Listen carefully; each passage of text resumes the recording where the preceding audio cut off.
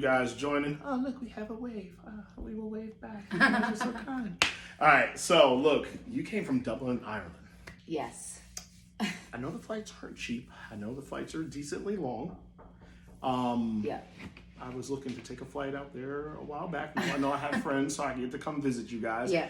Look, this is your first time playing box lacrosse on a world stage. Yes. It's crazy. You guys just played the U.S. women's team. You played a couple of other teams. Tell me what your aha moment was. Aha meaning you came out, you're like, okay, we prepared, we went through all these training camps, we're ready to go, but you had your moment where you're like, oh, I'm here now. It's on. I'm ready to go. I mean, I think we were really lucky to come out and to play in like the biggest arena. Yeah. So even coming out and having, things like shot clock, scoreboards, proper line markings, full-size goals. Yeah. The day before our first game was the first time I played in a full-size goal. So that was a bit of an adjustment. Okay.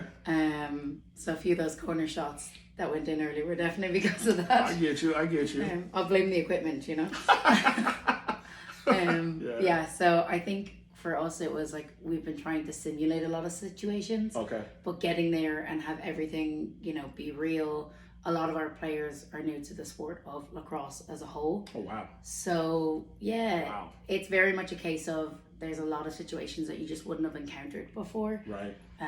We have a game back home in Ireland that's similar to it called camogie or hurling. Okay. And it's a flat wooden stick Mm-hmm. and a ball, and you run along with, you can hit it with your hand and you can hit it off the stick. Nice. The bottom looks like a soccer goal and the top looks like a rugby goal. Oh my God. So it's really intense, really fast, really physical, and a lot of that stuff translates really well. So Awesome. we had the girls, we all knew how to do that. Yeah. But in terms of some of the nuances in the rules, Yeah.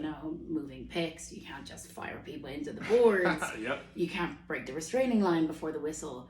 All those things we kind of had to come together with quite quickly. Yeah. Especially because we had our trainings and our tryouts in Ireland, so everyone, no matter where they were living, came to Ireland for the tryouts. But I think that's awesome. yeah, it was great. Everyone got to really see what the situation was like in Ireland, and even get a sense for things like our equipment and stuff like that. Yeah. So it was great. It kind of embodies the spirit of Ireland lacrosse in general as well. Mm-hmm. When people came over, they brought extra equipment. If they saw that maybe we needed updates in Ireland, people have brought that as well. Nice. So like shout out to our coaches and our players in North America and Canada. They really helped us out Awesome. getting prepared for it. Yeah.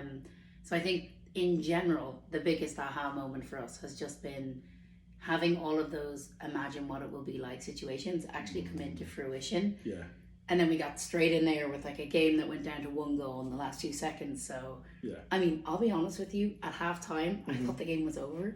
Because we've only ever played together as a team before in She-Box, which is on in Prague in April. Gotcha. Yep. And it's like a European simulation of it, but that's an addition on from a men's tournament. So we play shortened games. So at halftime we were up by 1. I was like, let's go.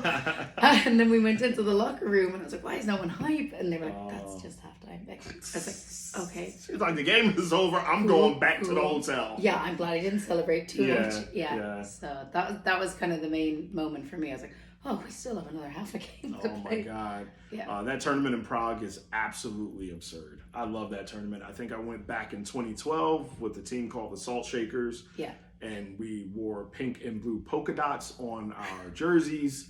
But we balled. We came and we played. It was awesome. But going out, all that stuff, really good times. So I'm sitting here trying to find the words to say. And I think it's really difficult because I've helped with the U.S. women's goalies. But to know that you've never been in a full-size box goal, to coming out and playing in the World Games and having to adjust on the fly, is probably the most difficult thing, hands down, for a goaltender to have to do. Your spatial relationships, know where you're going, your defenders, knowing where your shot lanes are coming from.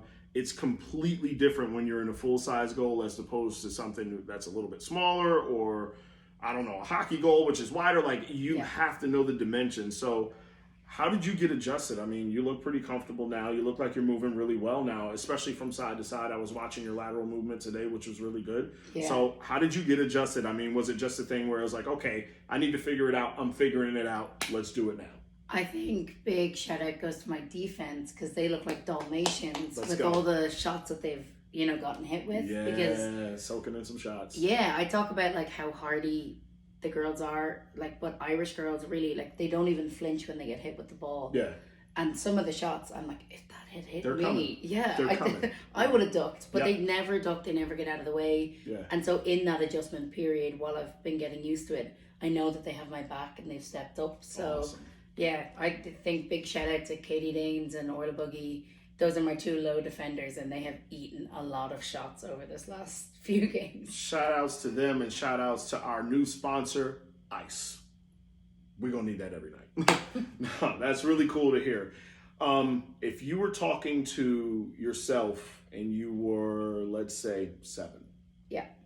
You knew you were going on this journey. You knew Yeah. everything that you were doing and preparing for. What would you tell your 7-year-old self right now with everything that you know?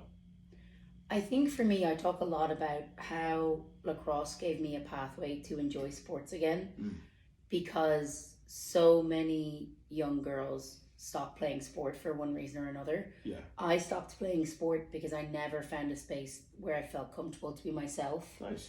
And just felt comfortable in the sport, and I liked the environment and the people. Yeah. And so when I learned about lacrosse when I was in college at 18, I had felt like I'd found my people. So having that safe environment for me to be authentically myself, and then also just to have a lack of pressure. It's a brand new sport in Ireland, Right. so no one expects you to be good at it because no one knows what it was. Right.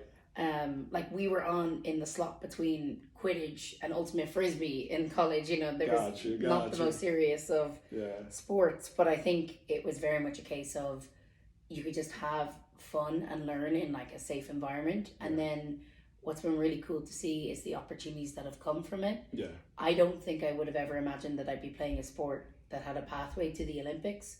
I don't think I ever imagined myself ever representing my country. Yeah. And now I'm very fortunate to be in the position where I coach for Ireland as well on the U20 field level.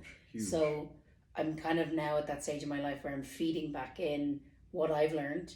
And, I say, I wish I had started this younger. And so now that's what I'm doing, is trying to make it my mission to start it younger. And now that I know that box lacrosse is there, when you mix teenage aggression with box lacrosse, I think it's the perfect marriage. She's got a point. Yeah. Wow. So, I mean, the sense of community in lacrosse, we all know what it is. People who play, to try to explain to anybody who's going to watch this that doesn't play lacrosse, speaking about the sense of community is I can fly over to Ireland and probably find a couch to sleep on, and somebody who completely trusts me because they're like, oh, you play lacrosse? I play lacrosse too. That's the comparison. And it's cyclical. You're right. We go in these big cycles where we play and we give and we give and we give and we take from the game and we take from the game, and then we're so full that we can start to give back. Yeah. Which is an awesome thing to hear that you're doing that. So about equipment, what's the deal with you guys and younger people in equipment? Do you guys need equipment in Dublin? Yeah, we always are open to take donations. We have a hub as part of Ireland Lacrosse called Ireland Lacrosse North America, and they're a subsection that help us funnel equipment and help have fundraisers, and they have 501c3 status, so it's tax deductible as well. Yeah, awesome. That's kind of how we're trying to get our equipment through it. And again, also you talk about the community. We've had, we put call outs to players, and people just donate equipment to us. Wow, so that's been really nice to see. And yeah, we're really fortunate. Even when we got here, I think most, if not all, the girls have been able to get some new sticks at a discounted price, which is really nice as well. Great. Like we even had we had a game the other day, and one of the goalies' helmets broke, and we just went out to a local vendor and they fixed us up. So it's great. That's the lacrosse community in a nutshell, though, isn't it? Yeah. I love that. So once again, anybody who's listening, I know I keep saying this, we are going to get that link out so you guys know exactly where to donate, and you can send stuff out to Ireland. Boys, girls, whatever it is, the equipment that you have. We're not looking for moldy stuff that's in your garage. We're looking for good stuff to go out to them that can be used again. Parents, if you guys are hearing this, you have kids who are growing and they're growing really fast. So any of that equipment that they're growing out of that they've used, for half a season or whatever it is. I mean, I have a kid and I know how it is. It's literally, they grow out of stuff so fast. Make sure that you donate that stuff back out. It's good stuff that people can use. So make sure you do that. Definitely awesome talking to you. Yeah, great. Guys, stay tuned. We got 2 more people to sit down on the big comfy couch. I know that was a show. It's copyrighted. This is just a regular couch. It's not that comfortable. So awesome talking to you. So and good luck the rest of the way. All right. Thank you so much.